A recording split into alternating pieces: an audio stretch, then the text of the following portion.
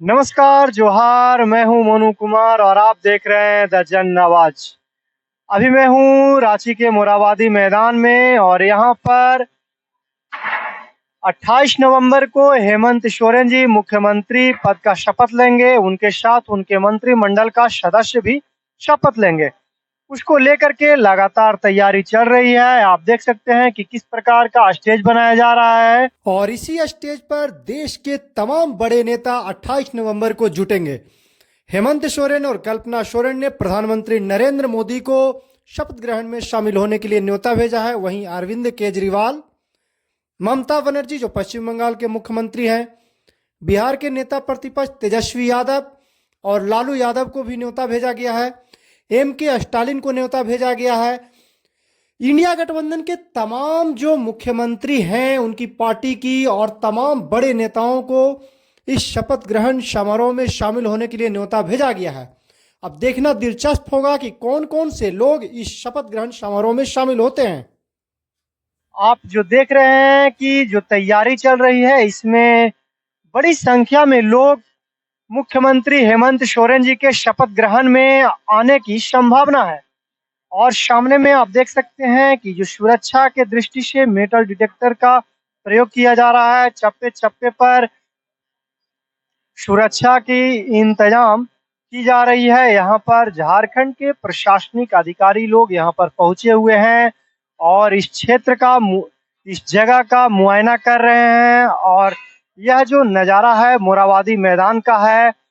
अगर हेमंत सोरेन के मंत्रिमंडल की बात करें तो हेमंत मंत्रिमंडल में 6 मंत्री जेएमएम कोटे से बनाए जाएंगे, 4 मंत्री कांग्रेस कोटे से बनाए जाएंगे और 1 मंत्री आरजेडी कोटे से बनाए जाएंगे।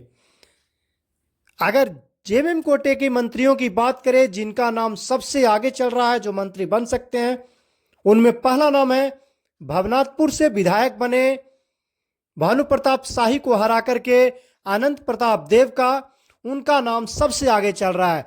वहीं सारठ से जो पूर्व में मंत्री रहे रघुवर दास के सरकार में रणधीर कुमार सिंह का को चुनाव हरा करके उदय शंकर सिंह विधायक बने हैं, सारठ से विधायक बने हैं। उनका भी नाम आगे चल रहा है। यह जेएमएम से जनरल कोटे के मंत्री के तौर पर शपथ ले सकते हैं। अनंत प्रताप देव या उदय शंकर सिंह, इन दोनों में से एक का मंत्री बनना तय माना जा रहा है।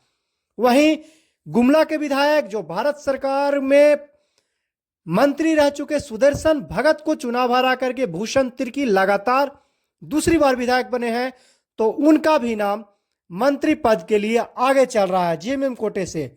वहीं रामदास सोरेन जो घाटशिला से विधायक बने हैं, चंपई सोरेन के भाजपा में जाने के बाद मंत्री पद खाली हुआ था और रामदास सोरेन को अंतिम समय में हेमंत सोरेन सरकार में मंत्री बनाया गया था।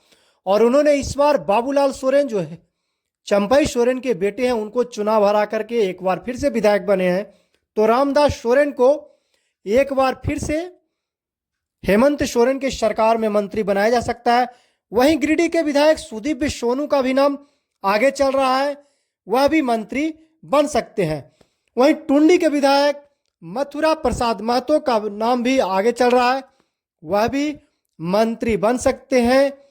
तो ये जो नाम है जेएमएम कोटे से हैं। वहीं अगर जेएमएम कोटे से अल्पसंख्यक की बात करें तो हफीजुल हसन जो पूर्व में भी हेमंत सोरेन की सरकार में मंत्री रह चुके हैं, वह एक बार फिर से मधुपुर से विधायक बने हैं। तो हफीजुल हसन का मंत्री बनना तय माना जा रहा है।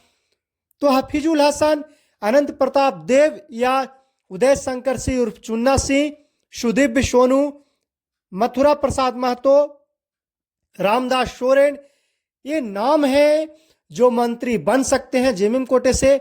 वहीं अगर कांग्रेस कोटे से बात की जाए तो रामेश्वर उरांव जो हेमंत सोरेन के मंत्रिमंडल में पहले भी मंत्री रह चुके हैं, उनका नाम आगे चल रहा है। दीपिका पांडे सिंह जो हेमंत सोरेन की सरकार में, पिछली सरकार में अंतिम समय में मंत्री बने थे, कृषि मंत्री बने थे, उन्हें एक बार फिर से हेमंत सोरेन की सरकार में कांग्रेस कोटे से मंत्री बनाया जा सकता है।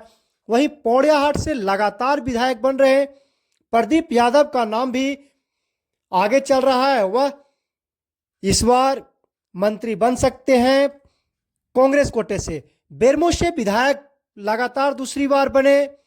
अनूप सिंह का भी नाम आगे चल रहा है, वह भी इस बार हेमंत सोरेन सरकार में कांग्रेस कोटे से मंत्री बन सकते हैं।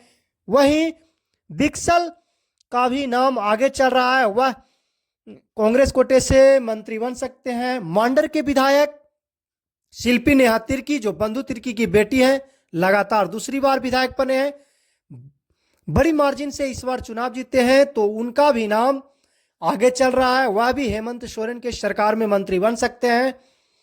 वहीं एक और नाम है जो कांग्रेस कोटे से है, वह है इरफान अंसारी का, जो हेमंत सोरेन के सरकार में अंतिम समय में मंत्री बने थे और उनका भी नाम लगभग तय माना जा रहा है। तो यह है कांग्रेस के संभावित मंत्री पद के उम्मीदवार इरफान अंसारी, दीपिका पांडे सिंह, रामेश्वर उरांव, प्रदीप यादव, बिक्सल, अनूप सिंह और बंधु तिर्की की बेटी नेहा शिल्पी तिर्की। अगर राजद कोटे की बात की जाए तो राजद कोटे से एक मंत्री बनेंगे और उनमें दो नामों की बड़ी चर्चा है, और उनमें जो पहला नाम है वह है सुरेश पासवान का और दूसरा नाम है संजय सिंह यादव का। ये दोनों में से किसी एक को मंत्री बनाया जा सकता है आरजेडी कोटे से। हालांकि सुरेश पासवान का नाम फिलहाल सबसे आगे चल रहा है और वह हेमंत सोरेन के सरकार में मंत्री बन सकते हैं। तो ये संभावित 11 मंत्री हैं जो 28 नवंबर को शपथ ले सकते हैं। हालांकि 11 मंत्री पद का शपथ संभव नहीं लग रहा है। 5 से 6 मंत्री 28 नवंबर को शपथ लेंगे। आगे क्या जानकारी होगी वह हम आपको बताएंगे। तब तक के लिए